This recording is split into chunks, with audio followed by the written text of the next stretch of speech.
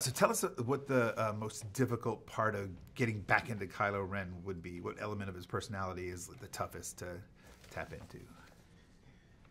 The costume, I would probably say. And where do we find Kylo Ren when the film opens? We find him right after where he left him off in Force Awakens. There's no kind of time gap. I don't think there's been a lot of time to process anything yet. What is it like having to work with the mask? You work with the mask and you don't work with the mask. Is it challenging? I mean, yeah, it's challenging. Like sometimes you can't see, but it's really. I think it's a beautiful mask. I like it both wearing it and not wearing it. You know, I don't know what. It's hard to say. The theme of it, of people who are hiding, behind masks. I remember for the original one wasn't like it was part of the Star Wars world that we didn't want to take for granted that people just wear masks for no reason. So we tried to, at least even for myself, try to figure out why he was hiding or why he needed it. And what's the relationship between you and General Hux in this film, Kylo? Well, kind of similar to where they are in The Force Awakens, where it seems more. Maybe it's, competitive, I'd say that's the best way to answer that. And the physical preparation for this film, more intense, same? Similar in some ways and different in others. It's like the first one, I feel like the vocabulary of a fighting style that we were kind of going with we were coming at totally fresh.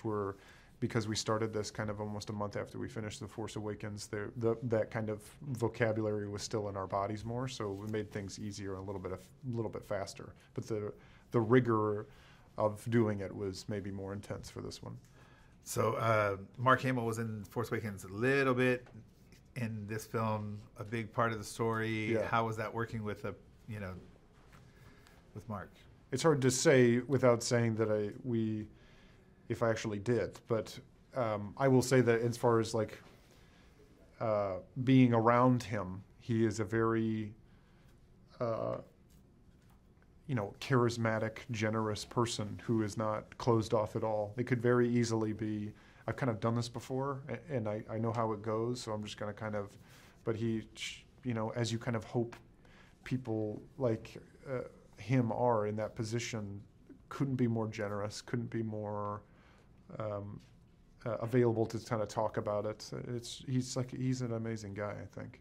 And so, Force Awakens, you were part of the newbies, the new cast. Now we have newer cast members. How was the balance between the legacy cast and your cast from last film, and then the new cast?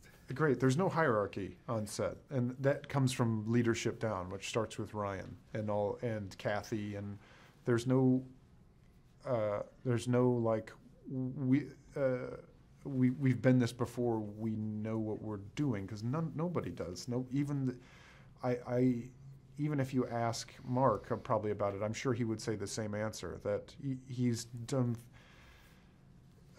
4 of them now before, but I think he probably still approaches it with not knowing what's going to happen, and I think everyone realizes that and doesn't want to do themselves or anyone else a disservice by telling them what their experience is going to be, nor did the original cast do that to us, because it's very personal to every person. Everyone responds to the movie of this scale, so it's very generous atmosphere.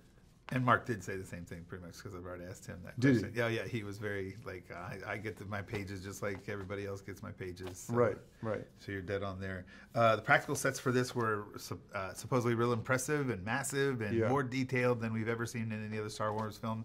Can you tell us what it was like working with that, and if you had a favorite set? No, I didn't have a favorite set, but I will say that this time I had more time to enjoy the sets. I think with the first one it was more terror or denying that, there's a Millennium Falcon. You're like, oh, okay, put it out of your mind and just focus on the story. But this one, because I had a better sense of what the world was, I think I had more time on set to sit back and enjoy how the scale of them. And the audience, when this is my final question, when the audience sees the film and is experiencing it, what do you think they're going to walk out from? What do they take away? Again, I think that's a very personal thing. What is great about this movie is that it's able to balance so many different stories that are not still just plot devices or two-dimensional. Everyone is a three-dimensional person, I think, and it doesn't sacrifice. Rian just knows what you kind of hope directors know who are working on movies this size, that no one will care about any kind of explosion or ship or animal if there's no humanity behind it.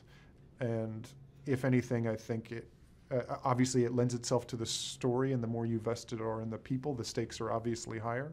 So hopefully people will take that away from it, but it's impossible for me to say what a general kind of thing someone will zero in on. Probably for some people it's all about porgs. Some people it'll be all about, Luke. It's hard for me to say what people will pull from it, but